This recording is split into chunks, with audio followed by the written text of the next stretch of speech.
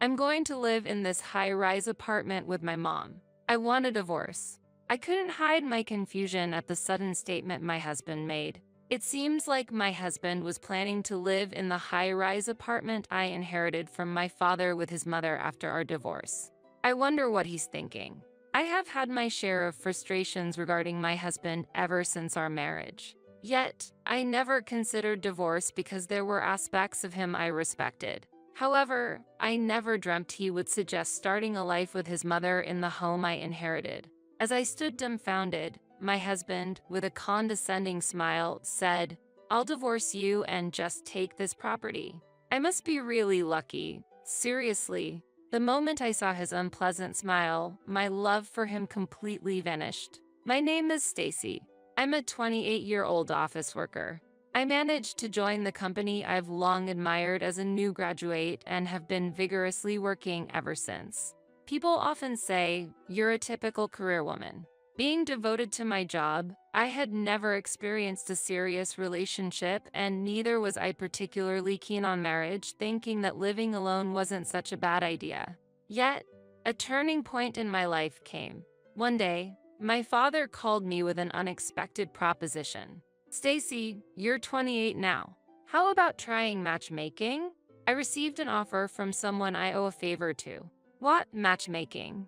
I think I'll pass. I still want to work." I was surprised and declined immediately as I had never considered matchmaking. "Don't say that. Why not try meeting him just once? If you find a nice partner, I'll also be able to rest assured. I want to see you as a bride." How can I refuse if you put it like that? Fine. I'll meet him. My father had been unwell for several months and was currently being cared for by my mother at home. His health hasn't been great recently. Knowing his condition, I couldn't ignore my father's wish to see me as a bride, so I was left with no choice but to accept to meet up with the guy he wanted to match me with. That's great, Stacy. Thank you. I hope you get along well with him. Yes, I'd be happy if he's passionate about his work. The day of the meetup arrived. The man, Ted, was 27 years old, a year younger than me. He loved his job so much that he never got to stay in a long-lasting relationship because he was so busy. Seems like we're a pretty good match. I've also prioritized work over everything else so far. Really? We might get along well then. Ted smiled kindly. We hit it off quickly, and before we knew it, we were married. Our parents were very happy, and we were blessed by many as we started our newlywed life in a rented apartment. Later, my parents bought a high-rise apartment nearby and moved in. It was challenging for them to live in the countryside. Having my parents close by was better for frequent visits and immediate support, so I was pleased they decided to move into the high-rise apartment. 2 years had passed since Dad and I got married. Our marriage, which started off smoothly, gradually began to face troubles.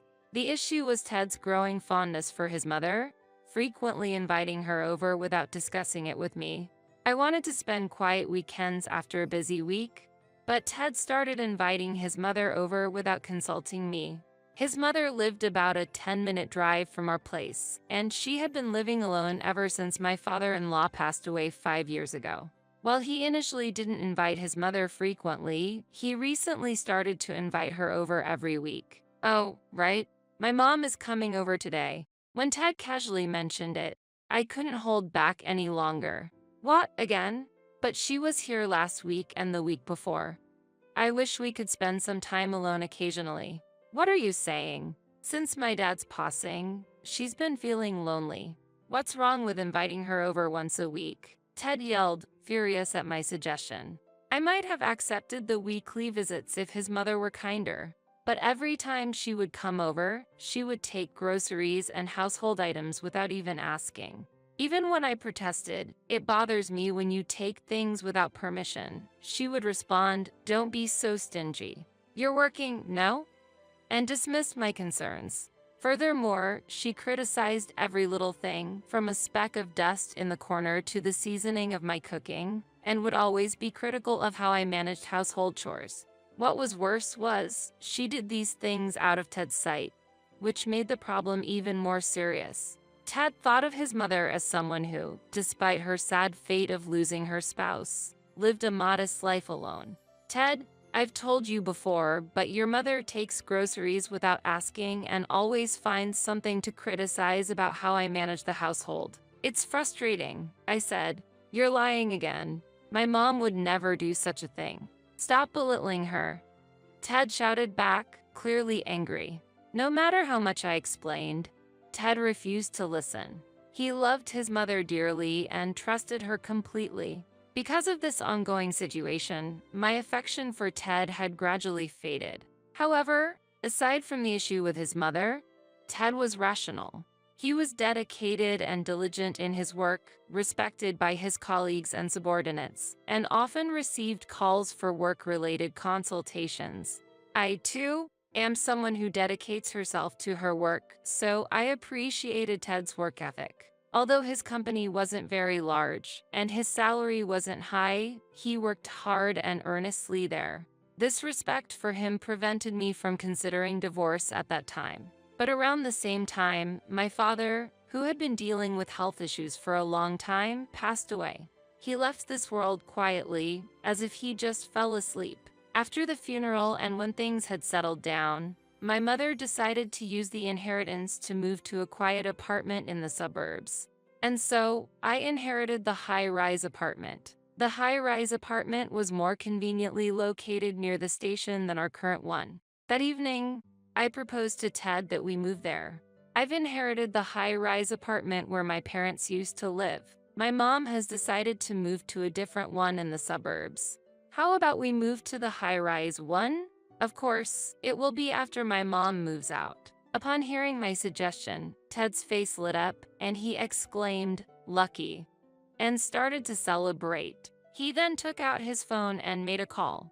"Hello, Mom. I have some great news."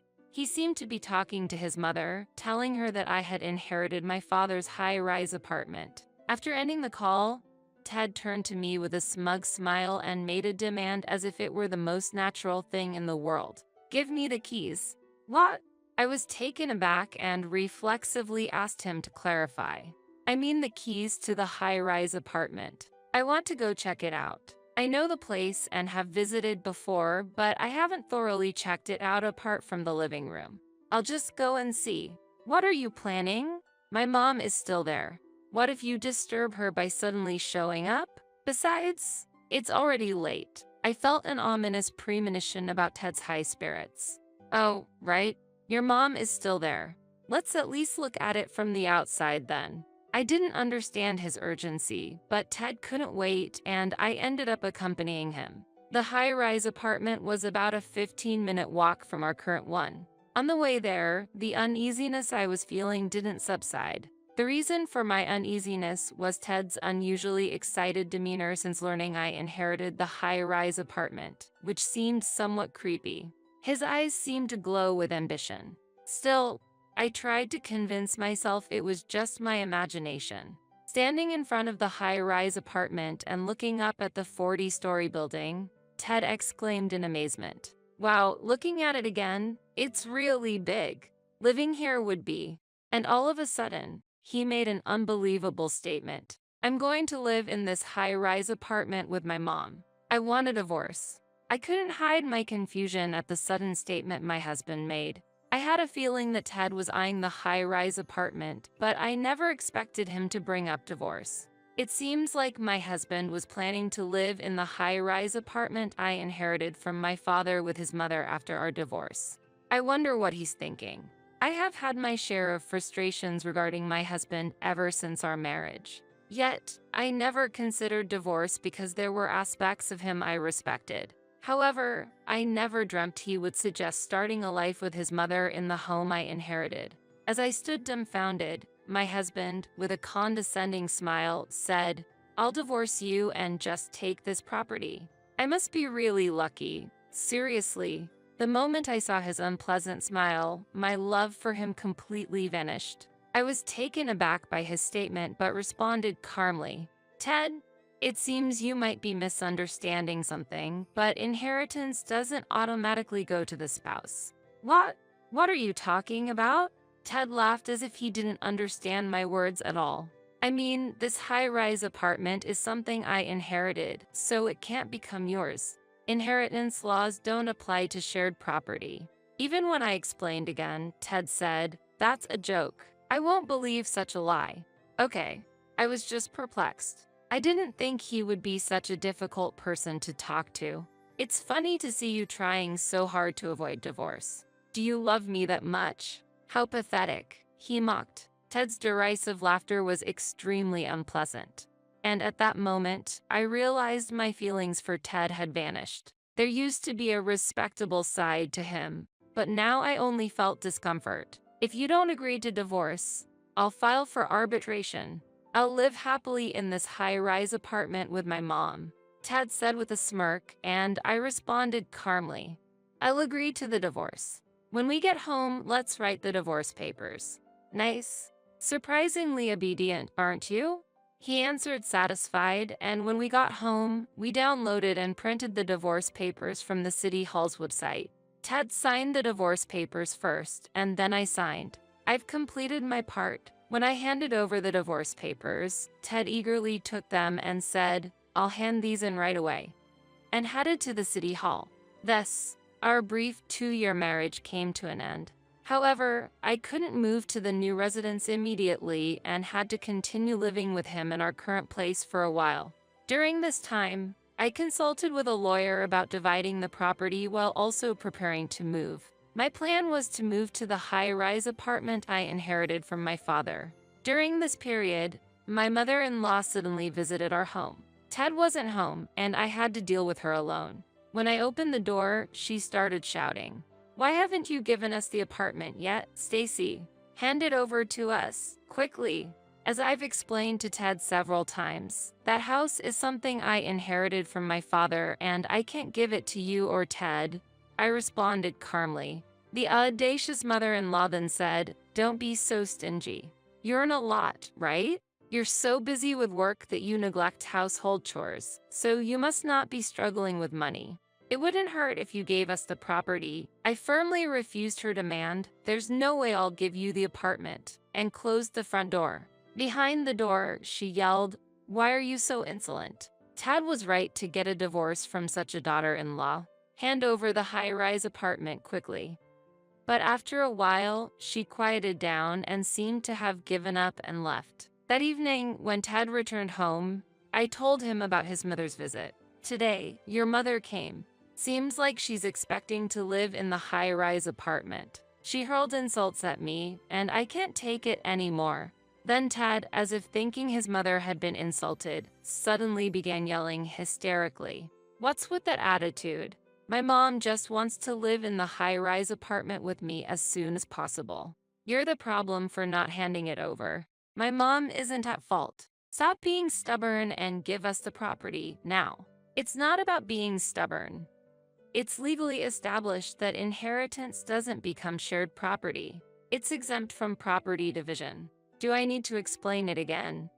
Even as I tried to explain, Ted wouldn't listen. I eventually successfully completed the property division process, but it took extra time and money because Ted made a fuss about not getting the high-rise apartment. Therefore, I decided to bill all the divorce expenses to him. After my mother moved to the suburban apartment, I decided to relocate to the high-rise apartment. I completed the move without Ted knowing.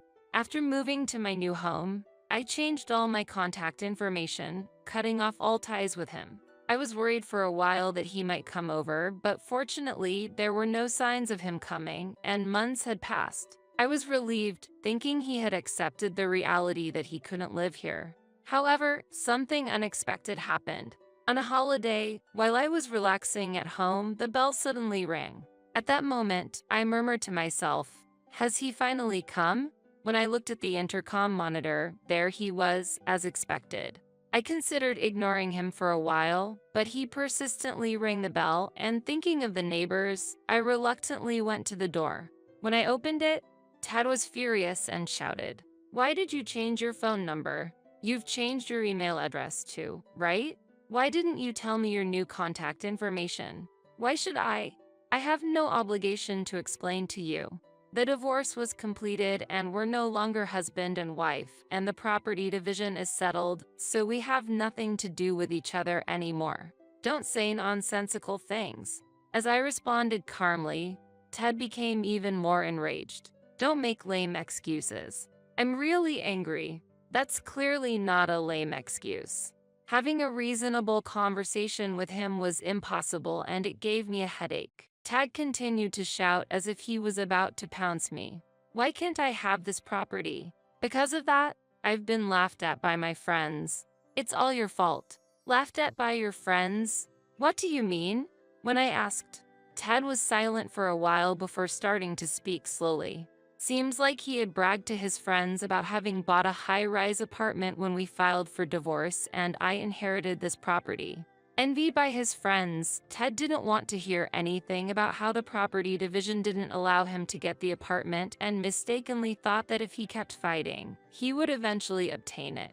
Even so, I've been scorned and ridiculed by my friends as a braggart for not living in the high-rise apartment, and my mother is pressuring me about when we can move in. You're responsible for this situation. Hearing Ted's complaints, I was just astonished and lost for words. Essentially, he was blaming me for his own frustrations. I was beginning to feel foolish to continue further discussions with him, and said, "It's not my fault. I've tried to explain to you many times that the high-rise apartment is not included in the property division. There's nothing more to talk about. Please leave," and tried to close the door. However, Ted wedged his foot in the door, preventing me from closing it. "Move your foot." "Shut up. I won't leave until you say you'll hand over the high-rise apartment. You're making me look like an idiot." Ted glared at me with bloodshot eyes. "If you won't leave, I'll call the police." "Hoot, call them. Don't think such threats will make me back down. I must get this property at any cost." While Ted dismissed the threat, I calmly took out my cell phone from my pocket. "Wait, are you seriously calling the police?" Ignoring Ted's nervous whisper, I completed the call to the police. Ted turned pale and shouted, "I didn't think you'd actually call the police. Are you crazy?" And quickly left the scene. In the following days, life returned to normal, and it seemed the shock of being reported to the police made Ted avoid contacting me. However, 3 months later, I found an envelope in my home's mailbox. It had no addressee, suggesting someone had delivered it directly. Who could this be from? I muttered to myself as I turned the envelope over to find Ted's name written on it. Shocked, I cautiously opened the envelope, wary of any dangerous contents. Inside were 3 letters, written in Ted's handwriting, detailing his recent circumstances. The letter began as follows: "To Stacy, since I can no longer reach you, I am honestly sharing my current situation through this letter. Please read it to the end."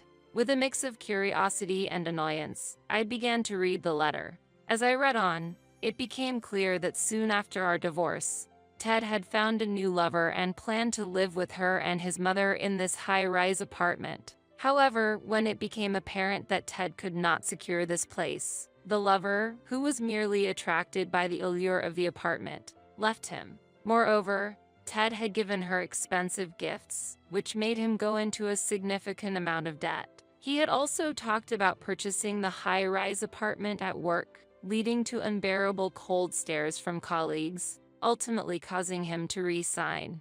It appeared that his mother, who had been counting on living in the high-rise apartment, had been spending extravagantly and was now facing tough times without the expected support from Ted. The letter concluded with "I have laid everything out honestly. So, please, I'm begging you, could you lend me some money? Just $10,000 would be enough.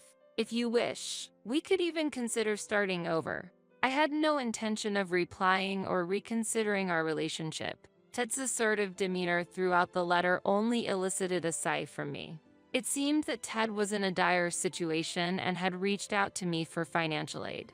I tossed the letter into the trash and immediately headed to the real estate agent. Given the possibility of Ted showing up at my current place and not wanting to receive such bewildering letters again, I decided to sell it, although it was a place I had inherited from my father, making me feel somewhat guilty. I believed my father would forgive me if it were for my happiness. My mother also agreed with my decision. I then proceeded to purchase another high-rise apartment, one with an even better location, which admittedly was quite expensive. However, thanks to my hard work and savings, I didn't hesitate to splurge on it. Of course, I didn't share my new address with Ted, so now I was finally able to live with peace of mind. I resolved to focus on my work again, renewing my commitment to my career.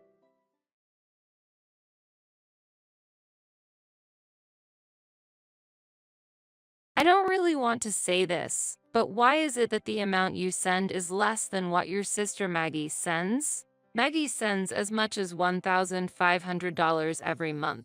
Do you feel a sense of responsibility as an older sister? Mom, you should be grateful for whatever you receive. It can't be helped since Abby is financially strained. The words from my mother and sister hurt. To think that I was invited for a meal together after so long, only for such a topic to come up. Ever since we were children, my mother always favored my younger sister, leading her to look down on me. I want to leave this place as soon as possible. I am Abby. I have a son in the first grade of elementary school, and my husband and I are thinking about having another child. However, it's uncertain if our financial situation will allow it. It's not that I have complaints about sending money to my mother, who lives alone, but working part-time for half the week and knowing that my sister also sends money gives me mixed feelings. My mother has always favored Maggie, who is 3 years younger than me.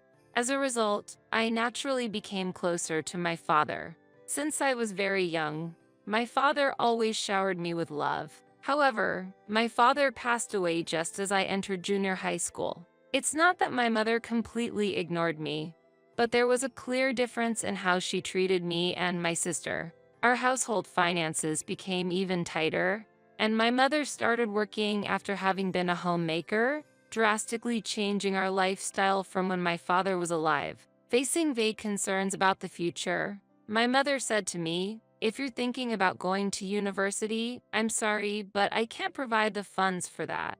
There's also Maggie to consider." As a result, I gave up on my dream of attending university and chose a public high school with good employment outcomes. After graduating high school and successfully finding a job, my mother's income and mine brought a little ease to our household finances. As a year was about to pass, my mother said, "Abby, Maggie wants to go to university. I want to support her somehow." What? Somehow. It might be difficult. Sorry.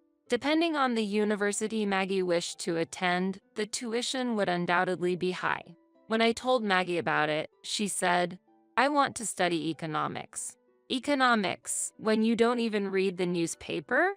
She usually only reads articles about gossip, scandals, and the activities of celebrities. If it were sociology, I might understand a bit more. That's because it includes media studies. Maggie, as if to argue, raised her voice and said, "I'm not choosing an expensive art major. As my sister, you should support me a bit more. Is your interest in the economics department purely academic, not just about the financial aspect?" Yes, of course. I understand our financial situation at home. I'm not just saying this without thought. Then, I might consider it.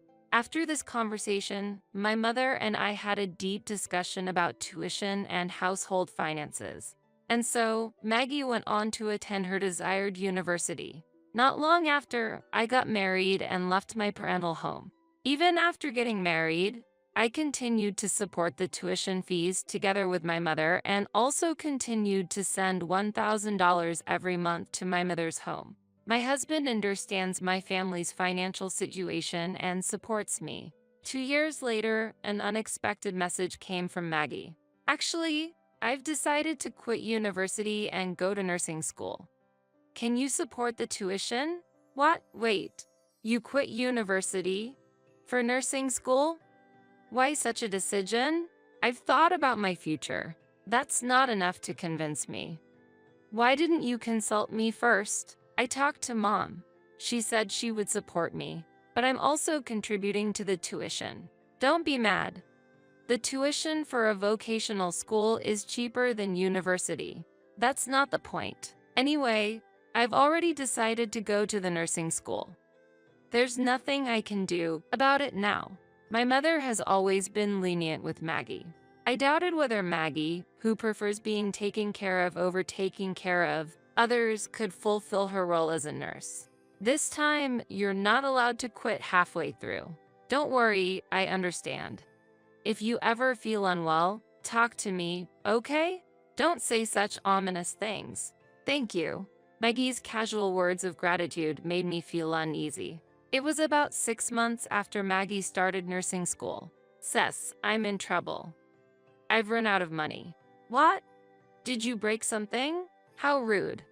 I went out with some seniors at school, and before I knew it, I had spent it all. Help me. What about Mom? I've already spent the money from Mom, too. You should avoid such relationships with seniors. There are plenty of reasons, like not being able to focus on your studies. But it's hard to say no to the seniors. I can get useful information for tests from them. Isn't that just an excuse to have fun? Silence was her answer. I took it as an agreement. I have a family to take care of. If you want money to play around with, earn it yourself. I informed her that I was stretched thin with the tuition payments and ended the call. Later, my mother contacted me. She criticized me for not supporting my sister. Why am I the one being criticized? From my perspective, I wonder why you would immediately give her money. What was the specific reason for quitting university? It seemed she couldn't fit in with university life. She felt it was different from what she had expected. When I suggested changing her major or looking for other paths if it was too hard, she decided to pursue nursing. Even so, from my conversation with Maggie, it sounded like she was asking for money to have fun. I then questioned the situation at home. Everyone goes out and has fun occasionally, especially when they're young. It's normal. It seemed my mother didn't care at all that I hadn't had the luxury to go out and enjoy my youth. I felt further discussion was pointless. I can't give any more than I already have. It's cold of you, not even fulfilling your own sister's wish. I'm already putting a strain on my husband. Please understand our situation. Fine, I won't ask anymore. My mother ended the call angrily. After that, the financial demands from my family ceased. 3 years passed while I continued paying for Maggie's tuition and sending money to my mother. During this time, we were blessed with the birth of a healthy boy. Eventually, Maggie graduated from nursing school and secured a job as a nurse. With the tuition expenses gone, we could finally breathe a sigh of relief. My husband was happy about it. He had always readily agreed to support my family financially. He never complained about the financial support I provided to my family. Though he might not feel it, I am deeply grateful for his generosity. After returning to work post-maternity, I was able to continue working thanks to my mother-in-law, who lives nearby and looks after the baby. I can leave work on time and have the support of my colleagues. About 6 months into this busy yet fulfilling routine, Maggie contacted me. Hey, I know you're in a mid-level position at work, but the amount you send to Mom has stayed the same, right? What are you talking about? I'm sending as much as $1,500 a month. Even though I'm a newbie, it seemed she wanted to compete over the amount of money sent home. Did you really call just to talk about that? Is that your response? Haha, are you upset because I'm sending more money than you? Why don't you just admit it? Are you drunk? Don't equate our situations. I'm hanging up now. Her action was utterly incomprehensible. I wanted no part in such conversations. Time passed, and on a holiday, I was invited to my childhood home by my mother for the first time in a while. Maggie had also taken the day off, and it turned into a lunch meeting for the 3 of us. At first, we shared updates on my son's latest developments and our daily lives. But gradually, Maggie's bragging became a focus. The main topic was the fact that she was providing more financial support to the house than I was, as mentioned in the previous call. Maggie, as I mentioned before, you're single and I have a family. I have children, so don't treat us the same way. When I counted, my mother took Maggie's side. But if your sister is providing more support, why is your amount less? You don't even need to pay tuition anymore. Maggie is paying as much as $1,500. Don't you feel a sense of responsibility as an older sister? Abby is financially tight, you know. With my mother's support, Maggie felt emboldened. Such comments put me in a difficult position. Yes, we are financially tight. That's why we can't provide more support. Their expressions changed to confusion. My mother expressed her displeasure. Well, do as you please then. I secretly rejoiced in my success. Stopping the support significantly improved our financial situation. A year later, my mother shared her troubles with me. All the home appliances had suddenly started malfunctioning. Why do all the appliances break down at once? Can you help? What about Maggie? Her support alone isn't enough, despite all her boasting. How much is the shortfall? The refrigerator and washing machine are the top priorities. Just the essential appliances. Indeed, their malfunctioning would disrupt daily life. I understand.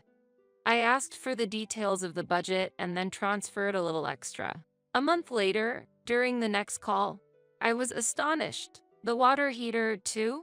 Yes, it will cost about $3,000. Can you help a bit? What happened to Maggie? Also, did you quit your part-time job, Mom? Recently, we replaced the vacuum cleaner and the DV, so we're financially tight right now. I see. Something felt off, and my intuition told me so. Following that intuition, I decided to visit my childhood home unannounced on my next day off. I still had a key, so entering wasn't an issue. Mom, are you here? I came to see the new appliances you mentioned. I called out as I entered through the entrance. My mother greeted me in a flustered manner. Oh, Abby. Why the sudden visit? I wanted to see the new appliances. We'll have to replace ours soon, so I wanted to hear about what you got. Well, now is a bit. She hesitated and avoided my gaze, confirming my intuition was right. Did you really have to replace all the appliances at once? Well, yes. Then let me see them. Entering the living room, my intuition was confirmed. So it was a lie after all. The refrigerator was still the old one. At that moment, Maggie appeared. Mom, who are you talking to? Oh, Abby. Maggie, are you off today? Yes. She was short on words, but I wondered why. However, one truth became clear. I was deceived out of my money. Don't say such terrible things. Then what? I couldn't stop my tears. At that moment, my mother scolded Maggie. Maggie quit her job. I told her to be honest and ask Abby for help, but this child was too proud.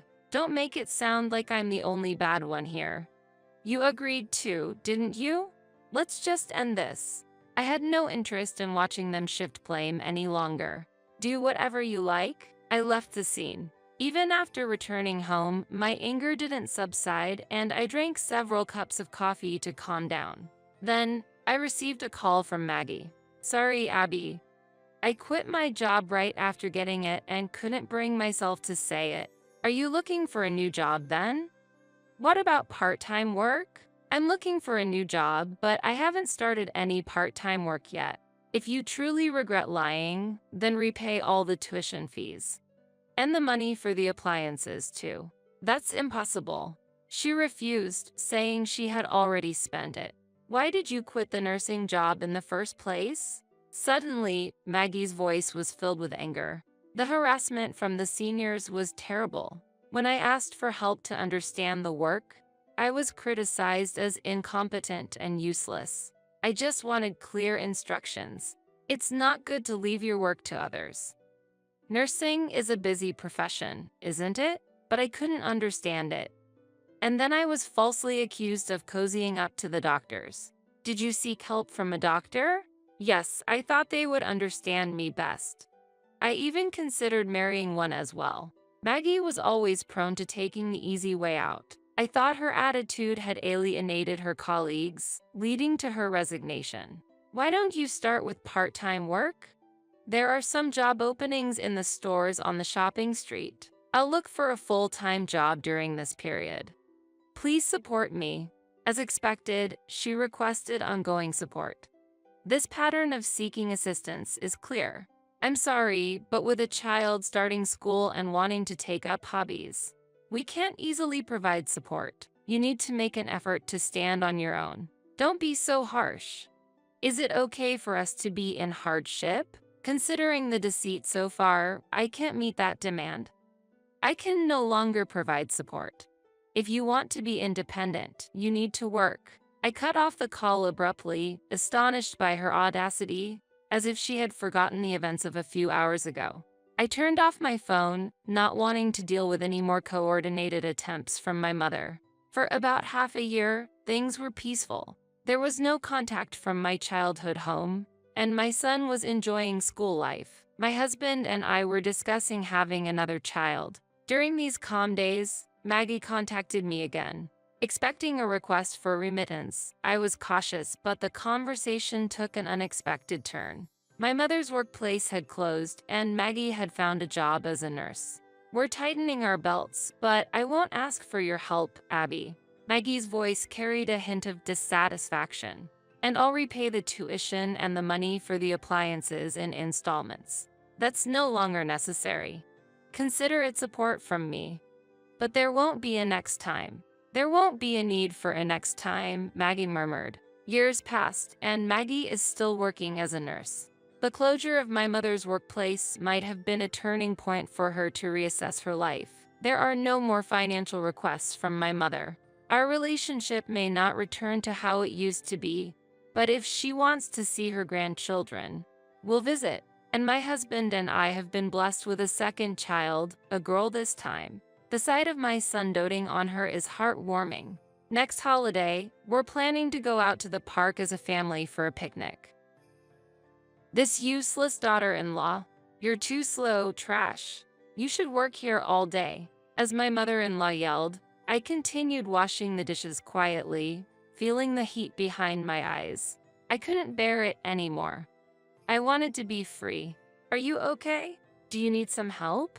My brother-in-law, who arrived a bit late, asked me this. In a low voice, I answered clearly, this is my everyday life. Reacting to this, my brother-in-law's face turned red with rage, and he hurried off somewhere. I'm Jessica, 30 years old. I live with my husband, Peter, whom I married a year ago, and during the day, I work as an office employee, handling clerical work. My husband's parents live in the large house next to ours.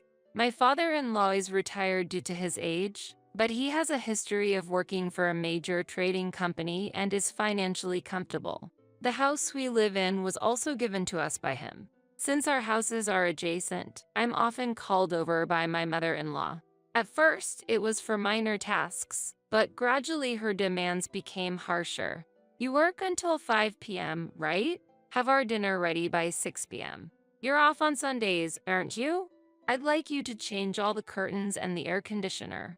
After work and on weekends, I'm left with the household chores of my husband's parents, leaving me almost no time to rest. My father-in-law is domineering and doesn't talk much, and he doesn't interfere even when he sees me being used by my mother-in-law.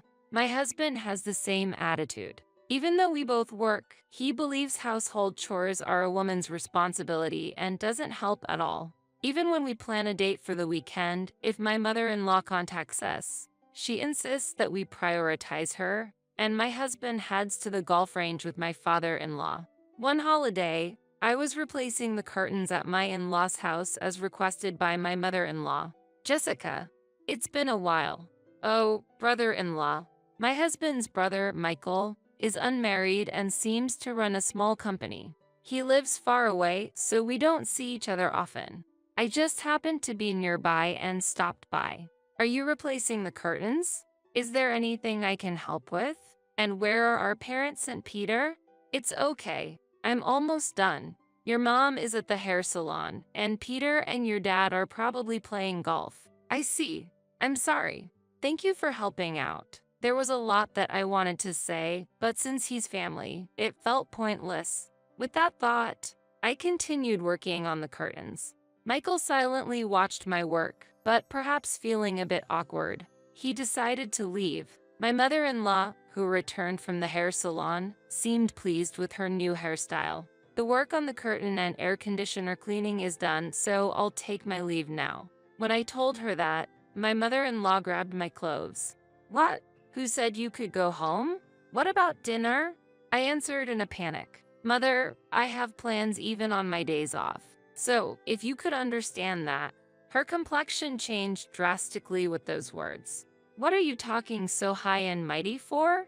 Have you forgotten your place in this house? I felt a chill run down my spine at my mother-in-law's sudden change of demeanor. We are the ones providing you with this lifestyle, aren't we? You married into a wealthy family, so you should be grateful and serve. I was at a loss for words. If work is what's keeping you busy, then submit your resignation by tomorrow. Otherwise, I'll have Peter divorce you. With that, my mother-in-law retreated into her room. I was left in shock. Was the meaning of joining this family to devote myself entirely to them? I headed to the kitchen and started preparing dinner. The next day, I received a call from my mother-in-law. She asked me if I had submitted my resignation. I hadn't yet. Then, I could feel her anger as she said, "Do you remember our conversation yesterday? If you don't submit it by tomorrow, you won't be allowed back in the house." Feeling powerless, I submitted my resignation at work and was set to leave at the end of the month. Amidst the busy resignation procedures, when I returned home, my husband handed me a piece of paper. We're celebrating Mom's 60th birthday next Saturday. She wanted me to give this to you. I couldn't hide my surprise at the densely written text on the paper.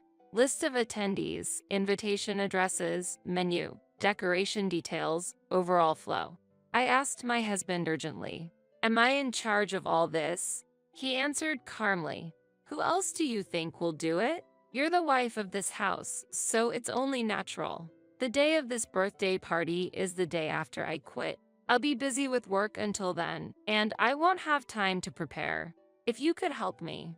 My husband clicked his tongue and said, "Don't complain. We're providing you with a home, so do it properly." With that, he quickly left. I'm expecting a special surprise gift. It's an important day, so please take care of it. I stared blankly at the words written at the bottom of the paper. Struggling with the preparations for the birthday event and work handover, I managed to finish everything and left the company where I had worked for a long time. The next day, I faced my mother-in-law's birthday event. I was taken up with preparations from the crack of dawn. My mother-in-law, brimming with joy, welcomed guests at the entrance and guided everyone to the spacious living room, slightly away from the kitchen. When the visitors took their seats at the arranged table, one of them pointed out, "It seems like there's a plate missing." At that comment, the mother-in-law's face changed color and she hurried over to me. "What are you doing? Can't you even count properly?" Surprised, I looked toward the living room and noticed that the neighbor, who had said they wouldn't participate, was present. "I'm sorry. I was informed that the neighbor wouldn't be attending. I'll prepare right away," I replied. As I reached for a plate, my mother-in-law grabbed my arm tightly, her nails digging again. I suppressed a cry of pain as she spoke. "I don't want to hear excuses. You've created such a situation. You're really useless," she said, glaring at me. I quickly apologized and hurried to get the plate. They had already begun drinking, and my husband's face was flushed. His smile seemed almost mocking. Despite feeling repulsed by his smile, I moved towards the kitchen. "Stay in the kitchen all day today. I don't want to see your face," she snapped, then headed back to the living room. I heard her laughing and saying, "Sorry for having such an incompetent daughter-in-law. She's really clumsy." In a corner of the kitchen, I closed my eyes and secretly shed tears. However, there was no time to cry. "Jessica, do we still have beer? Can you get it? Can you clean these dishes later? And we'd like some more snacks." The visitors kept making requests one after another. As if accepting these requests, my mother-in-law raised her voice. "If you need anything, please ask my daughter-in-law. We're happy to host you, so please relax. If there's anything missing, we'll go buy it, so don't worry." She spoke loudly enough for me to hear, then continued having a pleasant conversation with the visitors. Then, I heard the sound of the house's entrance door opening. "Sorry, I'm a bit late," said my brother-in-law, arriving a bit late. "Michael, we've been waiting for you. Come here quickly, everyone's waiting." My mother-in-law called him over in a kind tone. I didn't even have time to greet my brother-in-law. In between preparing snacks, I glanced at the piled-up dishes and took a deep breath. I could hear voices from the people in the living room welcoming my brother-in-law's arrival and offering him drinks while I was fully occupied with kitchen work. As I was calmly arranging the snacks, finishing the cake preparations, and about to start washing the dishes, my brother-in-law approached and asked, "Jessica, where are you? Are you finished with the meal? Is there anything I can help with?" He offered. His warm words made my eyes well up with tears. He had been kind like this before when we met at my parents' house. Trying not to show the tears welling up in my eyes, I kept silent and continued washing the dishes. My brother-in-law peered at me. "Are you okay doing all this work alone? Let me handle the dishwashing at least. You must be tired, right?" At his words, the tears I had been holding back fell. In a faint voice, I replied, "This is just everyday life for me." I continued washing the dishes, wiping away the tears that kept flowing. "Everyday life, you say?" He muttered softly, then asked more probing questions. "Has Mom always treated you so harshly?" I nodded quietly, avoiding his gaze. "Is that why you had to change the curtains yourself? Did you do it alone?" I nodded. "Does Peter know about this?" I nodded firmly. Indeed, my husband was aware of it. He knew how unfairly his mother treated me, but to him, maybe that was just part of being a wife. Still, I had hoped for words of concern from him such as, "Can I help?" or "Are you okay?" Every time I heard my husband's cheerful laughter from the living room, I wanted to block it out. I glanced at my brother-in-law briefly. His kind face quickly turned red with anger, and he dashed toward the living room. I quickly wiped my hands and followed him. In the living room, my in-laws, my husband, and the guests were drinking and laughing joyfully. When my brother-in-law entered, my mother-in-law's face brightened and she spoke cheerfully. "Michael, where have you been? You're always so busy with work. Take a break. Come, sit here." "What are you thinking, Mom?" he said in a deep tone, staring sharply at her. Surprised and slightly perplexed, she replied, "What? Why are you looking so angry?" "That's enough. Apologize to Jessica right now." His reprimand changed the atmosphere in the room. "Did you make Jessica do all the preparation and cleaning today?" My mother-in-law, lost for words, looked at me with cold eyes. Feeling her sharp gaze, I trembled and stepped back. "Is this how it always is? Speak." My mother-in-law answered lightly, "Well, in most homes, it's the daughter-in-law who does the household chores and menial tasks. Jessica knows that, right?" With her words, many eyes turned towards me. Suppressing the trembling in my body, I answered firmly, "I have no intention of working as a domestic helper in your home. I quit my job at your request, but if you continue to use me for menial tasks, I will leave." At my statement, my mother-in-law smirked. My husband remained silent, sulking in a corner of the living room. "Dramatic, aren't you? Leaving like that. How will someone with no ability like you make a living?" My brother-in-law reacted vehemently to that comment and retorted loudly, "So this is how you've always oppressed Jessica and my wife." My mother-in-law's face contorted. "Wife? Michael, are you married?" A surprised guest inquired. Yes, I was. It was a short marriage which lasted only 6 months. And it all ended because of you, Mom. My mother-in-law looked down. Half a year into the marriage, she suddenly asked for a divorce. I asked her why, but she just cried and apologized, never revealing the truth. However, I understood that she couldn't be happy with me. With a heavy heart, I signed the divorce papers. Then, in the silence, my brother-in-law continued with a trembling voice. Later on, I understood after asking her close friend. The reason she wanted to get divorced was you, Mom. When I was away, you abused her, used her for chores, and threatened her not to tell me. I regret not being able to protect her. Blaming you won't change the past, so I didn't tell you. My brother-in-law glared at my mother-in-law with emotional eyes. You're always the same.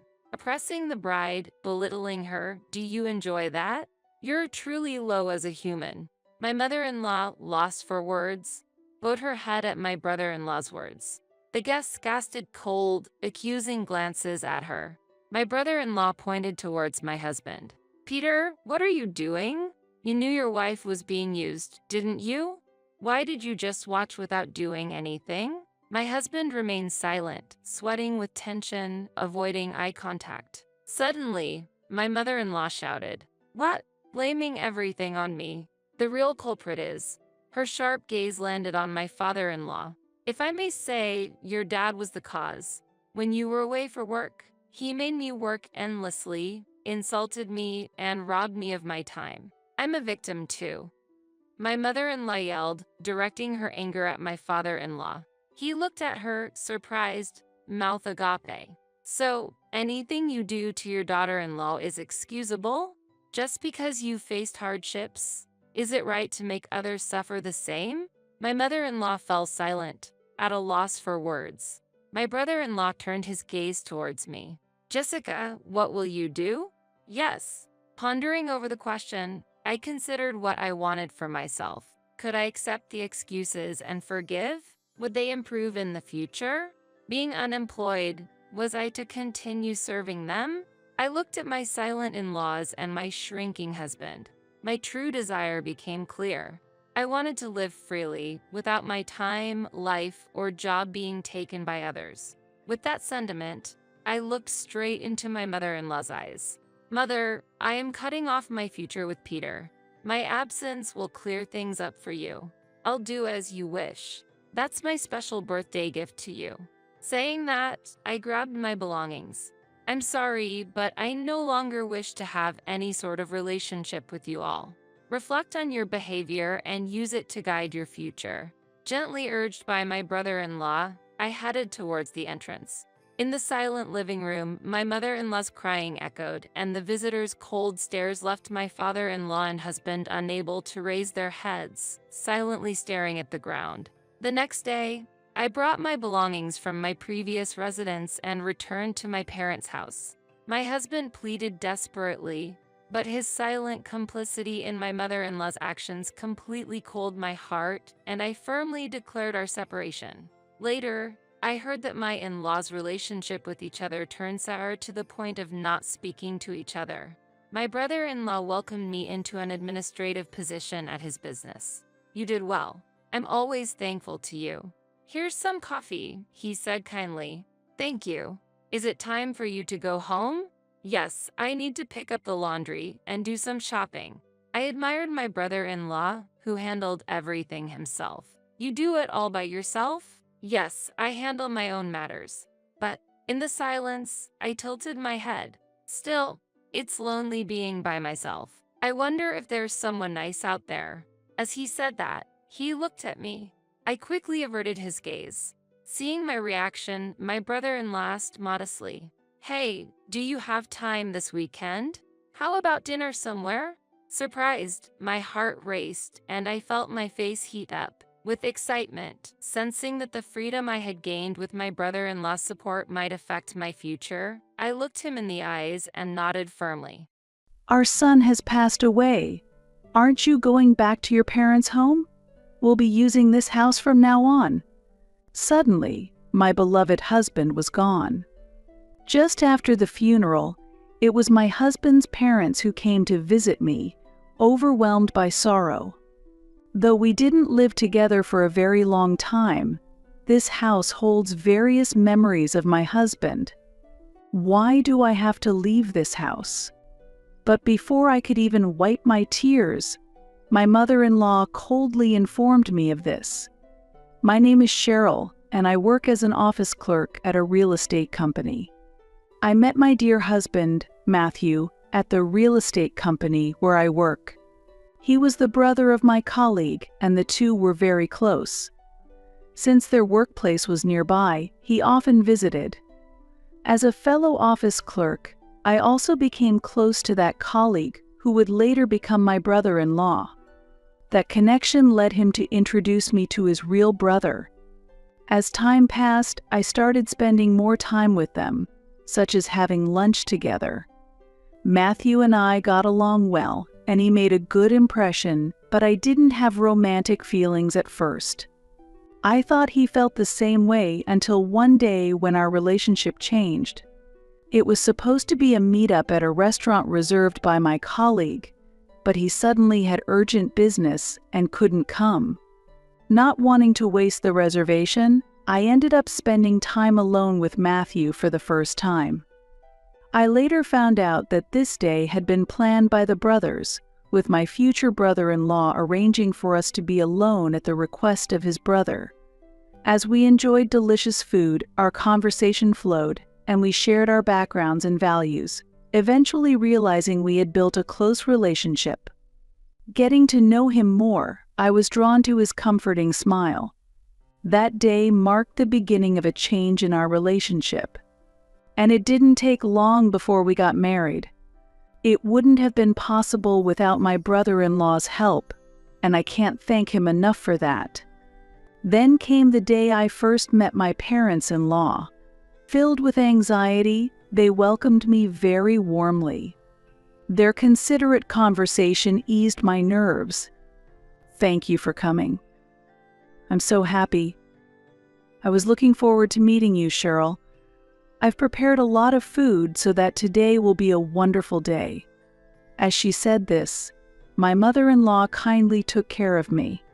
My parents-in-law, like their eldest son, my husband, had a strong sense of independence and were very approachable. I was relieved and filled with gratitude for the enjoyable time spent at their home. Even after several meetings, my parents-in-law watched over our happiness, maintaining a good distance without putting pressure on us about marriage or children. Eventually, the topic of living together at their home came up, but we had plans to build our own house. Actually, my grandfather plans to leave his house to us. When I explained this, my parents-in-law listened seriously and nodded. To my grandfather, I was his only grandchild, and he adored me dearly, ultimately leaving me a beautifully renovated house and land. It seemed as if my grandfather had been waiting to finish the inheritance procedures before he passed away. The land soon underwent redevelopment, and because of its excellent location, the land value skyrocketed. However, with my years of experience in the real estate industry, I know that it's better to boldly sell it and build our ideal home rather than living there ourselves. Although I am grateful for my grandfather's love, I had heard that I was free to live in or sell the inherited house, so we were considering selling it. After we got married, we moved into that house. However, it was far from my workplace, and despite its excellent location, it was difficult to live there permanently. As we proceeded with considering the sale, an unexpected change occurred in our lives. My husband's company, where he works in sales, assigned him a transfer. The company is a large corporation with many branches nationwide. My husband was chosen because there was no other suitable candidate, and there was no option to decline. I'll definitely come back during the holidays. Also, to make sure you don't feel lonely, my parents will come to visit. If it's not too much trouble, could you take them out?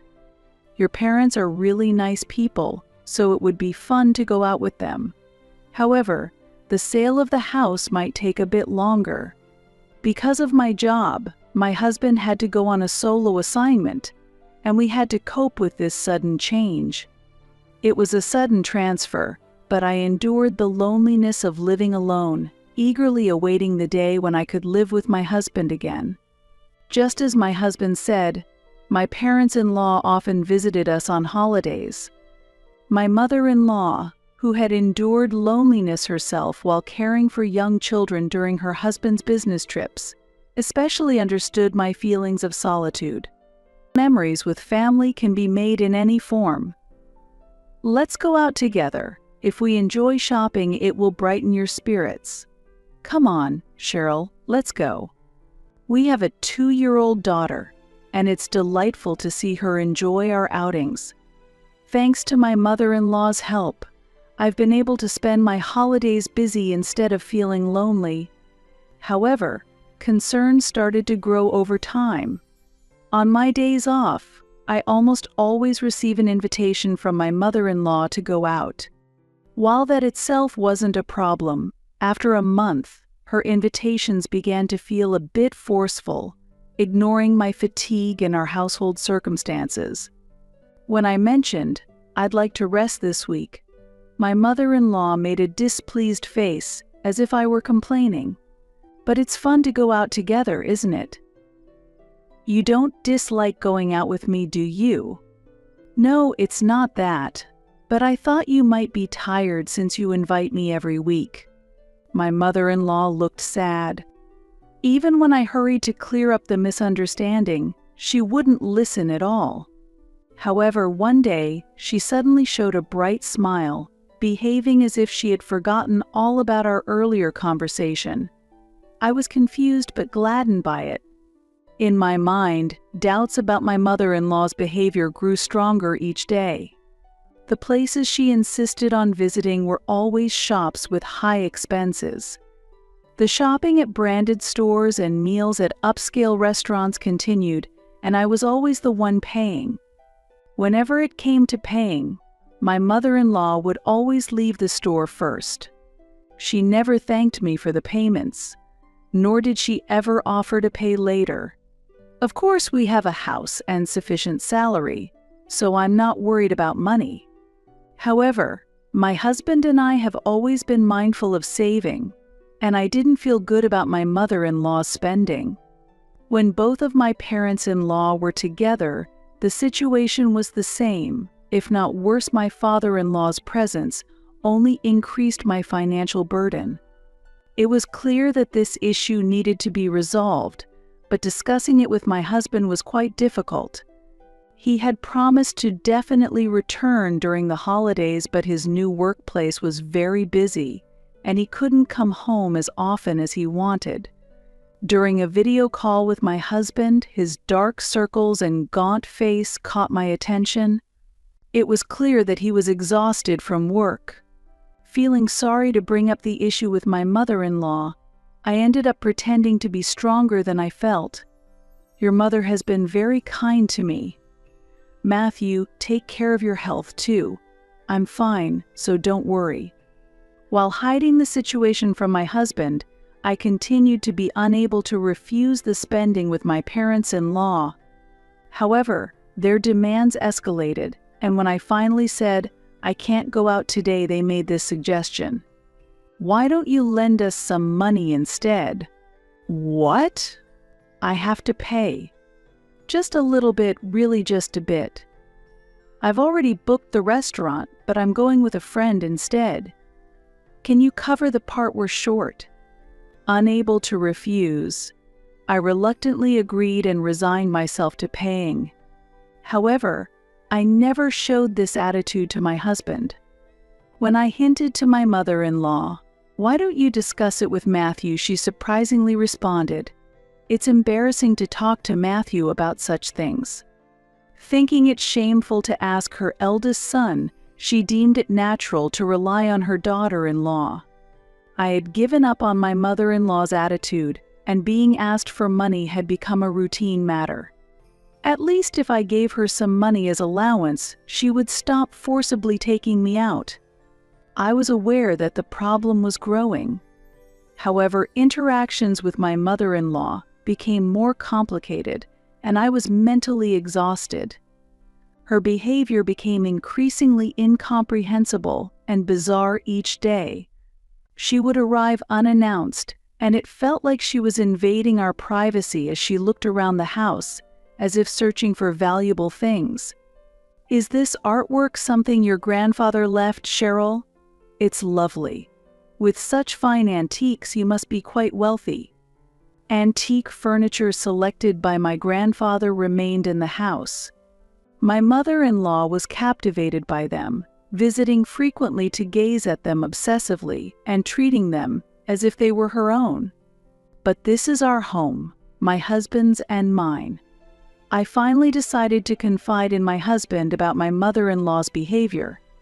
I didn't know how he would react, but having his support to find a solution would be immensely comforting.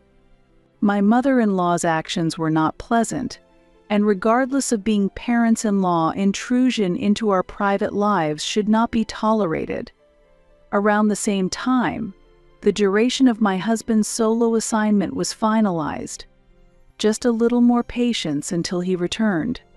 I hoped that once my husband returned, the financial demands from my parents-in-law would cease. A faint hope was rising in my heart. As my husband was working hard every day, I too had to endure just a little longer. I was looking forward to reuniting with him, but then a sudden incident occurred. What? Matthew collapsed and was taken to the hospital. My mind went blank.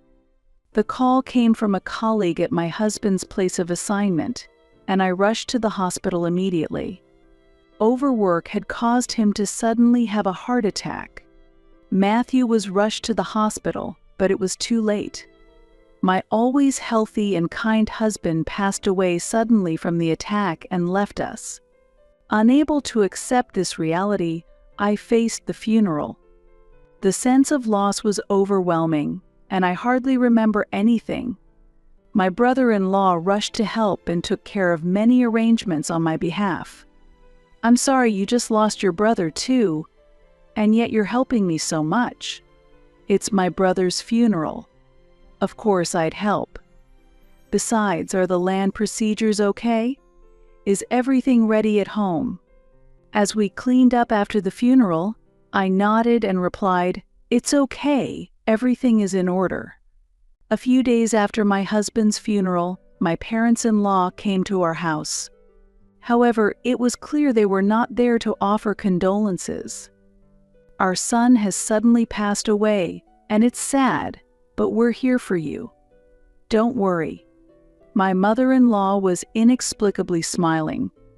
Even more shockingly, she had arranged for a large truck, which was already loaded with furniture and belongings from her home. I was so surprised and confused at the moment that I couldn't say anything. This was clearly a move. Without any consultation, it seemed my parents-in-law intended to move into our house. Why would they take such an action? However, the reason became clear immediately. "Are you after our land?" In the midst of the confusion, a suspicion I had long harbored slipped out. My mother-in-law smirked coldly. "The land value has gone up considerably. I've had my eye on this house for a long time. In fact, we approved your marriage to my son because of this inheritance." Crushed by despair, I was at a loss for words. "So, you mean to say that you want to live with me here?" "What nonsense are you talking about?" My mother-in-law responded angrily, unable to hide her fury. Matthew's death was unexpected. In spite of that, my mother-in-law had been plotting to take over this house. My parents-in-law were trying to drive me out and claim this land as their own, and they had assumed I would leave the house voluntarily. "Since our son has passed, aren't you going back to your parents' home? We will be using this house now." My mother-in-law smirked with a sinister smile. She gradually cornered my daughter and me towards the front door. Outside, it was pouring rain. In this cold, we wouldn't be able to endure being outside. Though I might manage, the idea of her doing such a cruel thing even to her own granddaughter terrified me. Still, I pointed out her mistake. "Actually, the house has already been sold." It was difficult to restrain my laughter seeing the look on my mother-in-law's face, and a slight smile escaped me. My mother-in-law, shocked, exclaimed, "What?" At that moment, a truck from a completely different moving company arrived in front of the house. "Sorry, we've come for a delivery to this address." Due to the other moving company's truck stopping, muscular workers descended and approached us to verify the situation. Workers from the moving company hired by my mother-in-law also got out, and it was clear they sensed the confusion caused by the unexpected arrival of another truck. I demanded an explanation from my parents-in-law about what was happening, but both were too shaken to provide a coherent answer. Arguing in this situation wouldn't solve anything. Seeing them in such a state, I began to regain some composure. Then I gave clear instructions to move the truck. This house has already found a new owner, and the sale has been completed. The new residents are planning to move in, so you can't just put your things into someone else's house, can you? Amidst the movers' astonishment, a luxury car arrived. Out stepped a wealthy-looking couple with their children. In fact, I no longer owned this land. They were the new owners. My parents-in-law were even more disturbed, unable to comprehend what was happening. Please move the truck quickly. The new residents' movers can't start their work. I managed to have the truck arranged by my mother-in-law moved, allowing the movers to begin their work and start bringing in the new furniture. My parents-in-law couldn't accept the situation and kept pressing me at the front door. During this time, the new homeowners, having had their family wait in the car, came over to confront the chaos. "Who are you exactly? This is the house we purchased. Please have the truck removed immediately." Caught off guard by the unexpected arrival of my parents-in-law, I scrambled to calm them. However, my parents-in-law didn't back down. They pushed past us and entered the house. Naturally, the interior was completely different, and none of the furniture we had used was left. My mother-in-law was shocked by the drastic changes and started causing a scene loudly. "What has happened here?" "The house is empty. My beloved antique furniture and lighting are gone. They were my favorites." "What is going on?" she yelled in confusion and rage. Then, the family planning to move in shouted, "We will call the police." Visibly shaken, my father-in-law decided to leave with my mother-in-law quickly. After giving them some space, my mother-in-law, though initially agitated, began to calm down and quieted. First, I apologized to the incoming family, providing them with my parents-in-law's names and addresses to prevent further trouble, achieving a temporary resolution. Although I felt overwhelmed by fatigue, I still needed to explain things to my parents-in-law. I returned to them and calmly informed them that the move had already been completed a few days before my husband passed away. I explained that the house had always been scheduled for sale, and everything proceeded as planned. While my husband was on his solo assignment, the plans had been put on hold, but everything resumed with the support of my brother-in-law. Confused by their demands for money and not wanting to worry my husband, I had kept everything to myself until my brother-in-law noticed and offered his help. He had revealed his own difficulties with the family and had offered his help if needed. Wanting to maintain peace with both my husband and his family, I trusted my brother-in-law's discretion and confided everything to him. He was furious upon hearing about his parents' actions. As my workplace colleague and my husband's brother, he was well aware of his parents' plans. He told me that his brother Matthew was his only family, and by extension, I was a family member too. "Our parents either want to live in that house with you or kick you out to make it their own," he said. He described his parents as socially ambitious, vain, and unscrupulous.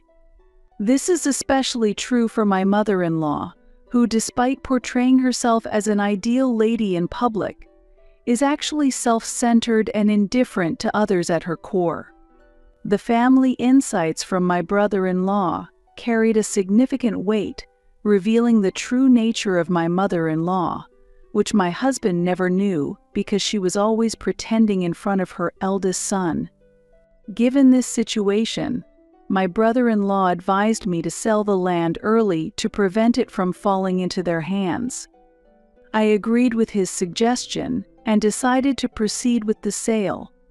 As much as I cherished the estate left by my grandfather, I didn't want it to become a source of discord between me and my husband. Rather, because it was so important, I didn't want to leave any problems unresolved. Of course, this decision wasn't made impulsively. My husband and I had discussed it beforehand, and he had agreed. Through this process, my husband came to understand the full extent of his parents' actions. I originally wanted to keep it a secret, but I couldn't decide to sell on my own. Still, he understood the feelings I couldn't express and was clearly angry about his parents' actions. "I'm sorry I didn't know. If you think this is best, let's quickly sell it before any problems arise. I'm really sorry it had to come to this, considering it was an important house inherited from your grandfather. It's okay. If it leads to such trouble, I'm sure my grandfather would also agree to sell." I decided to sell the land to protect our future as a couple, rather than maintain relations with my parents-in-law. My brother-in-law, who is knowledgeable in real estate, helped us by finding the right buyers. My role was to quickly find a new place to move, complete the move, and act naturally so as not to alert my parents-in-law. The house showed signs of use as we had lived in it, but it was almost like new, and we priced it accordingly. A buyer was found quickly, and the sale went smoothly. The family that arrived earlier are the new owners. Originally, I was supposed to wait for Matthew's return to our new home. It's regrettable that he approved of and was pleased with the sale, but couldn't be here to see it through. The movers were efficiently progressing with their work.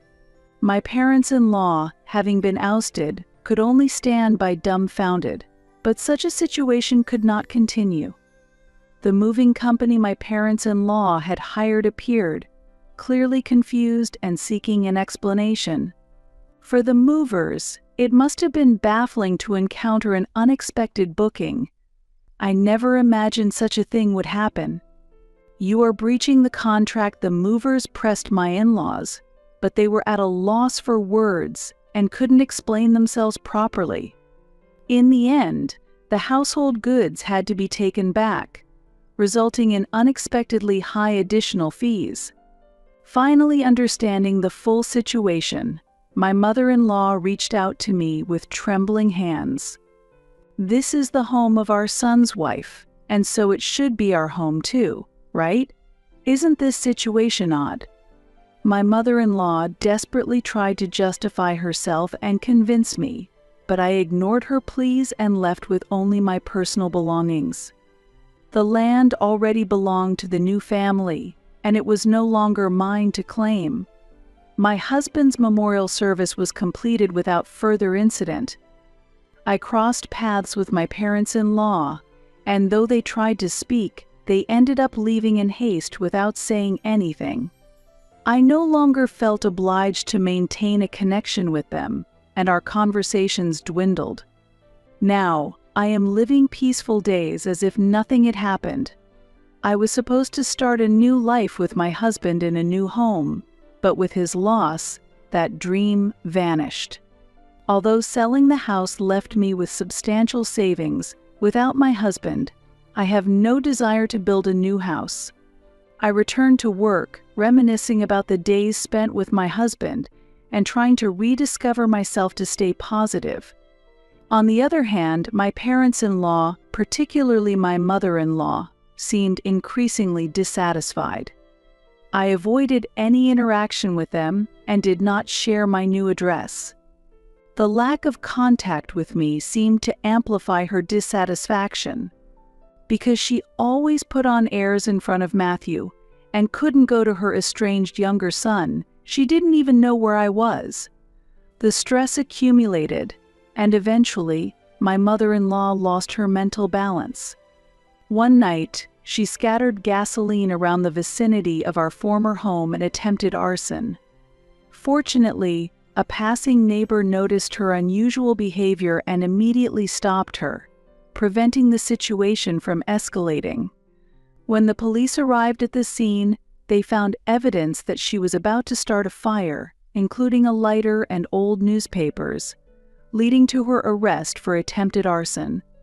The new owners of the house, who had encountered her on their moving day, were extremely angry when they learned she was the perpetrator and informed me they were considering legal action. I repeatedly apologized for her horrific actions, but there was nothing I could do about her crime. Ultimately, my mother-in-law's obsessive behavior led to her arrest, and I managed to apologize to the new family, promising to ensure such an incident never happened again. My mother-in-law, having grown up in a privileged environment, believed she could have anything she desired. Unable to cope with the reality that she couldn't have the desired house, her jealousy manifested in a twisted way, ultimately leading her to commit a crime and go to prison. Her arrest led my father-in-law to decide he could no longer endure their constant arguments, prompting him to divorce her and move forward with his life. Even after serving her sentence, my mother-in-law would have no home to return to, all as a result of her actions. Meanwhile, feeling lonely after losing his brother, my brother-in-law continued to encourage me, saying, "Because I have a sister-in-law, I can get through this." Although my relationship with my parents-in-law was severed, I hadn't lost all my family. I pledged to spend peaceful days with my daughter, believing that my husband was watching over us from heaven.